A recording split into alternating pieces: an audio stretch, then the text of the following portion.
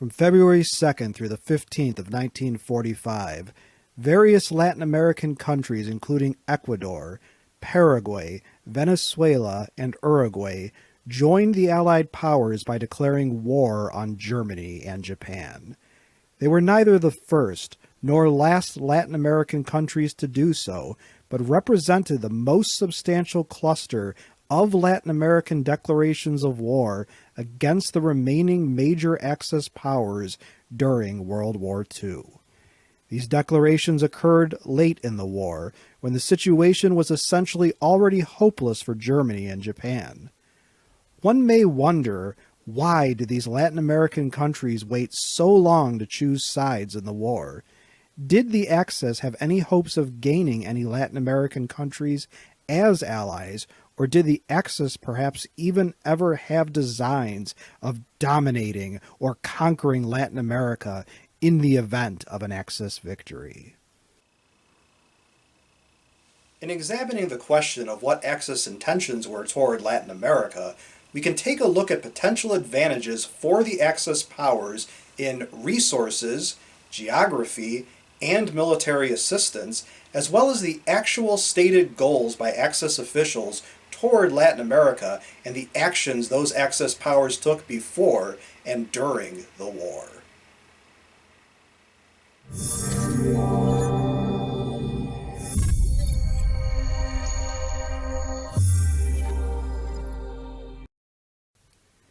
Digging deeper, we start with potential motives for Axis powers to have designs on Latin America, with geography as the first aspect that comes to mind. Located adjacent to the United States, either via Mexico or the nearby Caribbean islands, Latin America would have made a most advantageous base for submarine operations and air bases, providing a ready and convenient location by which to better interdict shipping headed for the European theater. Another potential motive was to use Latin America as a possible staging area and jumping off point for an invasion of the United States, an invasion that would be nearly impossible without such nearby bases. We know Hitler wanted to bomb the United States and had his scientists and engineers do their best to come up with ultra-long-range bomber aircraft or enhanced-range V-2, also known as A-4, rockets in order to carry out his desires.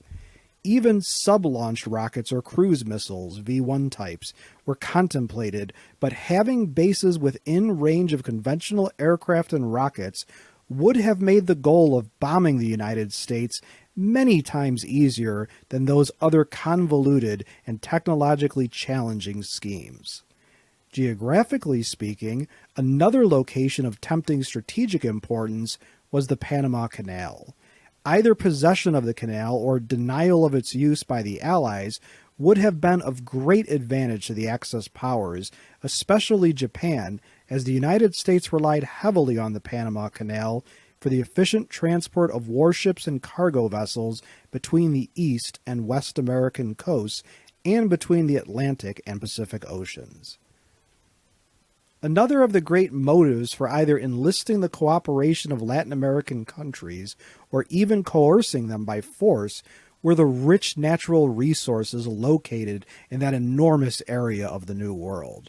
Rubber and oil were two of the critical strategic materials needed to wage war, and not only were those resources valuable to the Axis powers, the denial of those same resources to the Allied powers was similarly an important goal.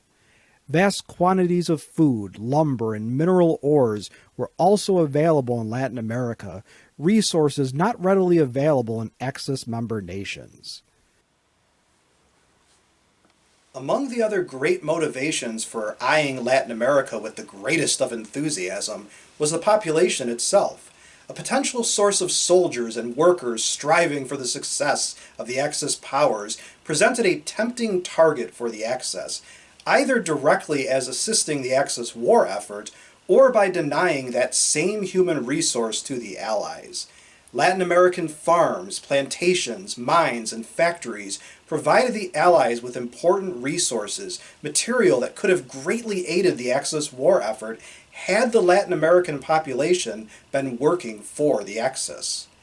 Instead of Brazilian ships and aircrafts hunting German U-boats, those same ships and airplanes could have been protecting the U-boats and their bases. Faced with overwhelming numbers of enemies, the Axis powers could certainly have put extra manpower to good use, either directly in military combat or as workers if only the Axis had either successfully wooed the Latin Americans or coerced them by force. A hostile Latin America would have had the potential to tie down valuable Allied assets in that region, assets that otherwise could be used directly against Axis powers. Faced with ample motives for involvement in Latin America, the Allied planners were well aware of those factors that could lead to Axis involvement in the Americas, as were civilians living in Allied countries who feared potential Axis inroads in Latin America.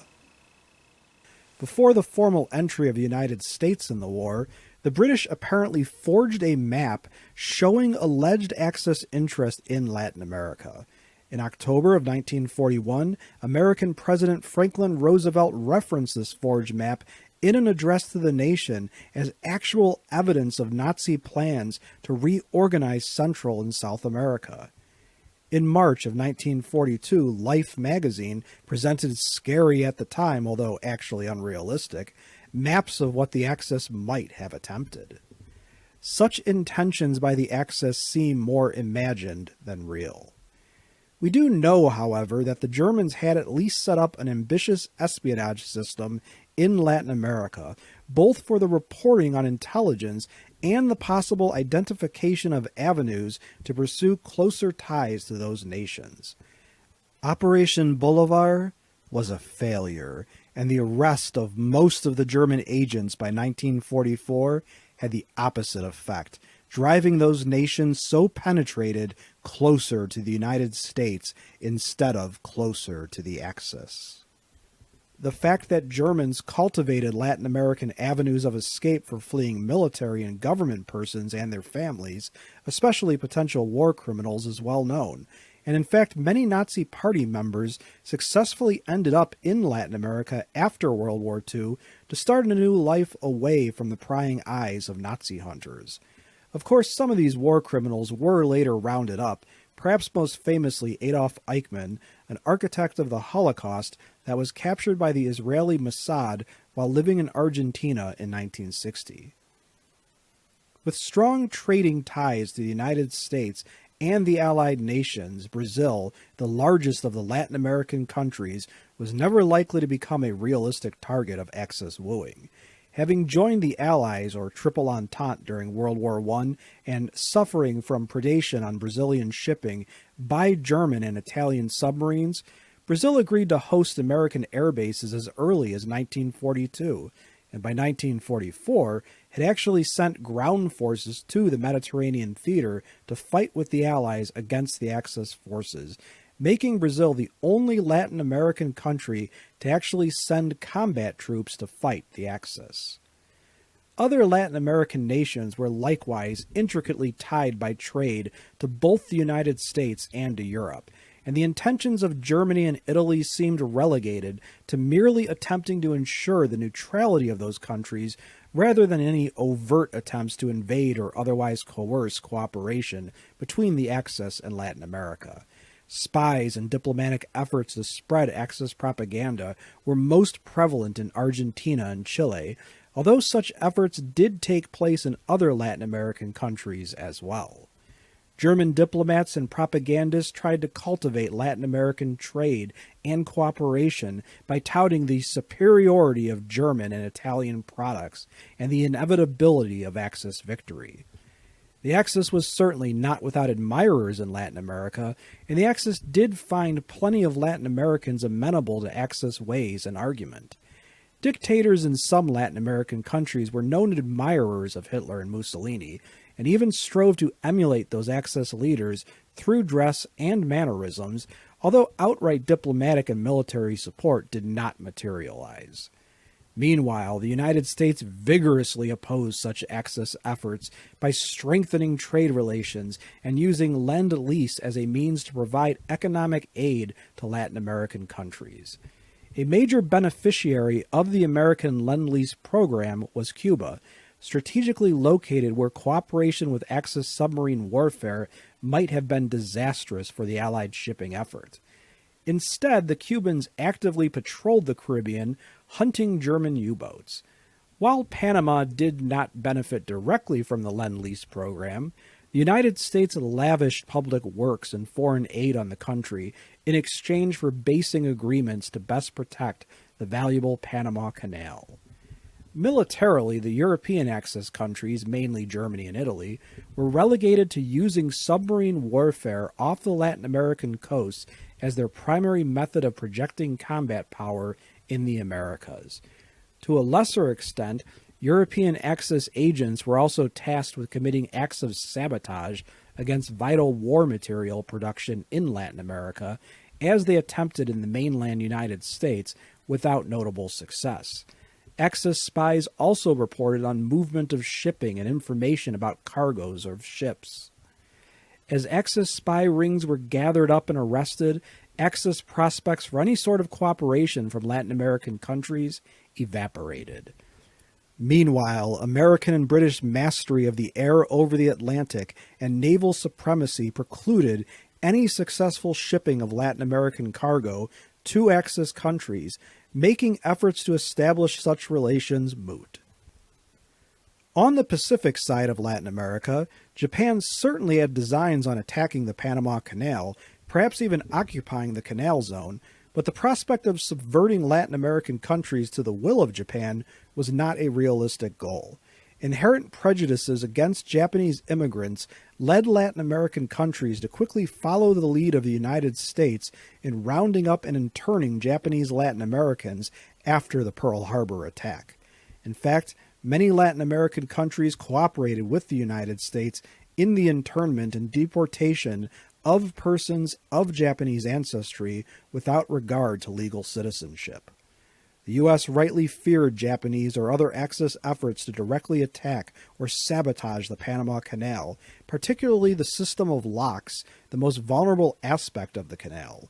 Conventional methods of attacking the Panama Canal, such as a cross-Pacific movement of aircraft carriers or an invasion force, were highly risky to the Japanese Imperial Navy, leading Japan to consider another, virtually astonishing option.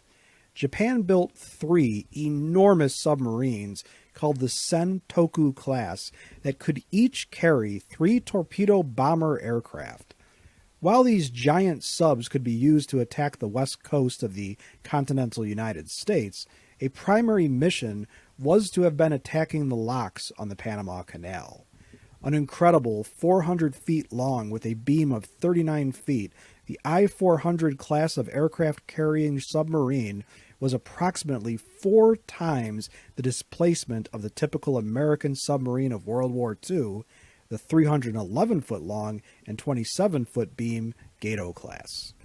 Plans were made for the giant subs to be joined by conventional-sized submarines in an attack on the Panama Canal, but by the time the planned attack was to take place, the fortunes of war had turned so dramatically against Japan that the Panama attack was delayed to the point that the war was over before the attack could actually be conducted. Did the Axis plan on conquering Latin America during World War II? Probably not. Although Germany, Italy, and Japan certainly did engage in some military planning and operations against Latin American shipping and the Panama Canal. Diplomatic efforts to subvert Latin American countries to the will of the Axis were largely ineffective and countered more effectively by American efforts to win and maintain the cooperation of Latin America during World War II. Had the Axis powers prevailed in victory during World War II, subsequent designs on hegemony over some or all of Latin America would certainly have followed. But such planning was premature and never realistic during the war. Counterfactual what-if scenarios have envisioned such Axis conquering of Latin America in the event of an Axis victory in World War II, but such speculation is pure fantasy.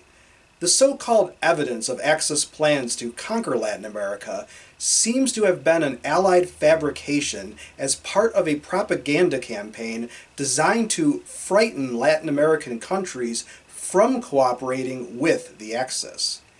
In the Atlantic, Allied mastery of the air and sea precluded an Axis invasion of Latin America on any sort of appreciable scale.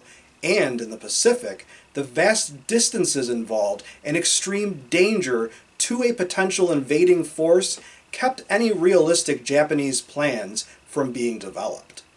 Other than submarine warfare, attacking the Panama Canal and espionage, Axis designs on Latin America were not a primary focus of Axis war planners.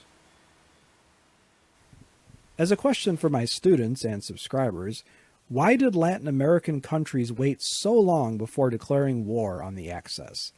If the Axis powers had won World War II, was an invasion of Latin America on their agenda? Please let us know in the comments section below this video. If you like this video and would like to receive notification of new videos, please feel welcome to subscribe to History and Headlines and become one of our patrons. Your viewership is much appreciated.